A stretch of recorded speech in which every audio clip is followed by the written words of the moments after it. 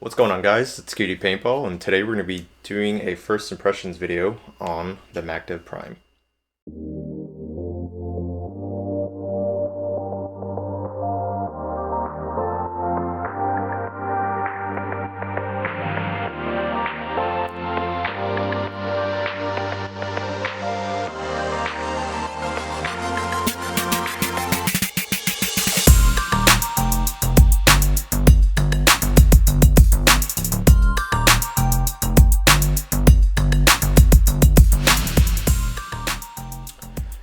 I hope you guys are doing well and hanging in there, given the circumstances that are going globally around the world right now. We are in, I guess for Philly, like week 3 of the quarantine. I know a lot of people are going a little stir crazy. I didn't think it would happen to me, but I'm actually feeling it a bit right now as well. So, the MacDev Prime though. I actually got this marker probably 3 weeks ago. I recorded a video of my first impressions with it, but decided to record it again now that I've had some time to just play with it around the house.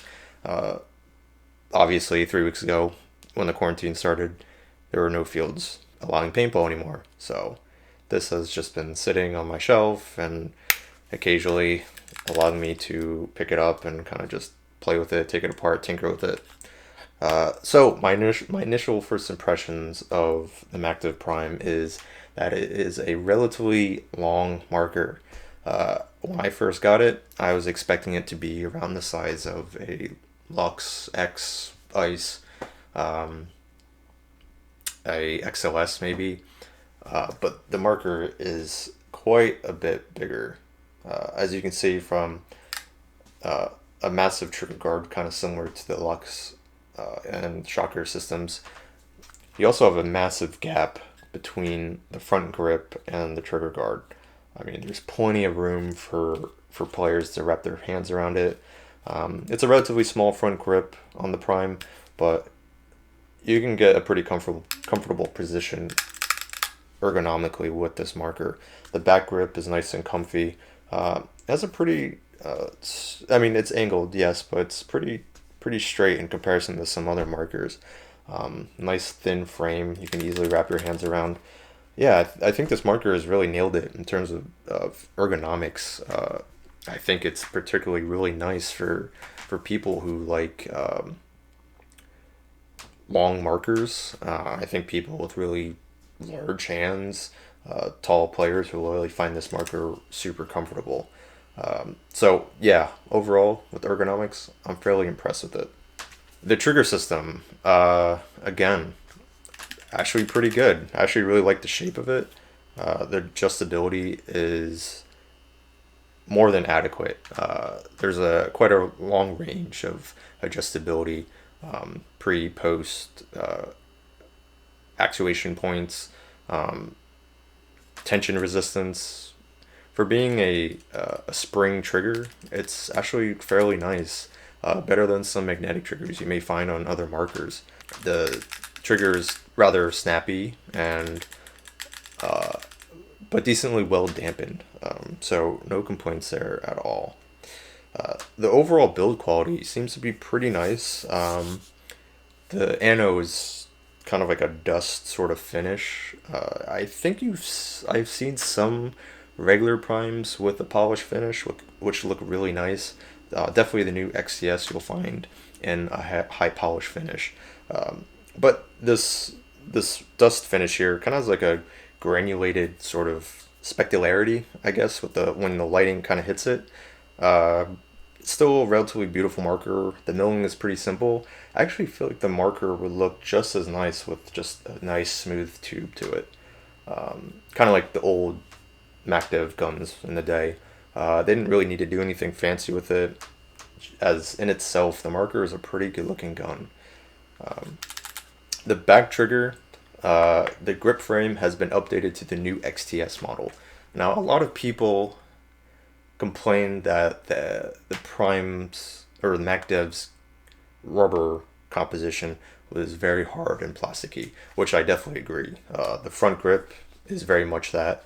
I actually modified a bit of the front grip to cut down on the sharpness around where the screw gets inserted to attach the grip to the marker. As it was a bit sharp, now that I've kind of reduced the sharpness there, it's very comfortable hold now. And I believe they addressed that issue with the XCS, making a wider front grip and also one that is able to change angle ever so slightly. The composition on the new rear grip is definitely more rubbery. It's a slightly more softer compound than maybe pointed Eclipse. It doesn't feel soft like Dai's grips, where it feels like it could be fragile or may have some ripping issues. The grip feels very solid on this new composition, which I really like. It took a little bit of modification to get the grip to lay nicely into the grip frame, but it should still provide a very nice seal protecting all the electronics in the marker. MacDev has a small OLED screen with a color display. I'm honestly not sure how much that does for the marker itself, as the information is fairly minimal and you won't actually get too much use out of it being colored. It could have been black and white. I think it's a marketing thing, like I said. I'm not complaining, really. I can take it or leave it. It doesn't hurt the marker in any way. Marker is very easy to go through the settings. There's a 2-button setup on the back with the use of the trigger as well. Very quick and easy to change settings. No problems there. The overall fit and finish of the marker feels great. The ASA with the flip lever is very nice. I like it a lot better than what DLX has, as the marker or the handle actually shoots straight out. So if the marker is degassed, you can set it with a tank on it and it won't hit, which is really great. It won't get snagged on clothing like the DLX ASA. So the lever it's a fairly nice lever. The feed neck is okay, pretty basic.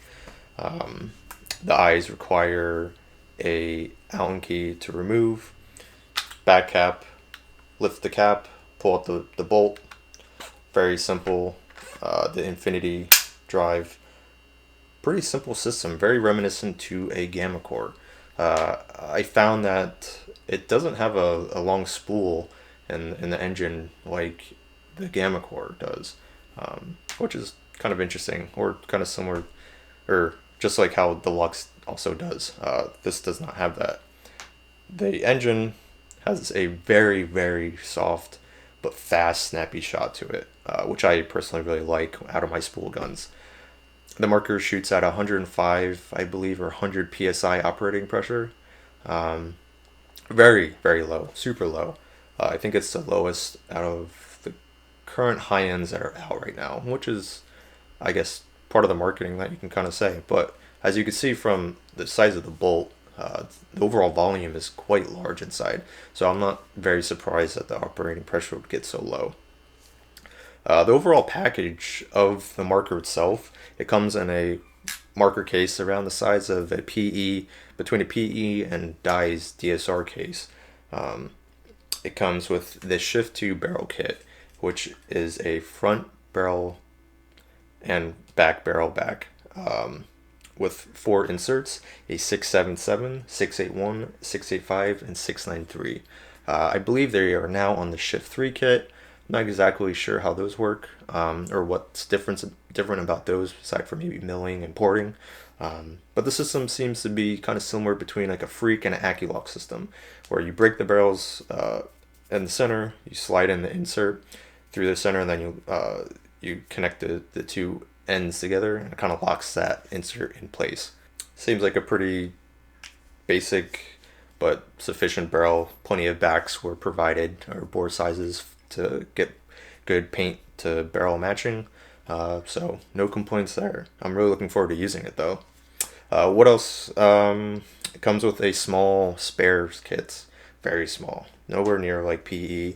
You get a nice colored manual, a small bottle of MacDev lube, a set of Allen keys, and the marker itself. So it's a pretty straightforward system. The packaging keeps things relatively well in their places. Oh, there's also a barrel condom as well for MacDev. But yeah, overall, I'm very impressed with the Prime and what MacDev has kind of provided, especially given the price of these markers. As I bought this for approximately like $500 value. We'll see how well I like it. But it's a marker I really wanted to try for the channel, as all I really have reviewed really is PE, some dye stuff, and Empire just recently with the 6. Oh, and of course Bob Long, refield one. So I thought it was time to finally get my hands on a MacDev product. Given my very short experience shooting them, I'm really excited to get some field time with it. So we'll see how long this quarantine lasts, and that will of course determine when I can actually get my hands on and get some playtime with it. Thanks for watching, guys. If you guys have any questions, you know the drill, leave them down below, and I'll get back to you as soon as I can.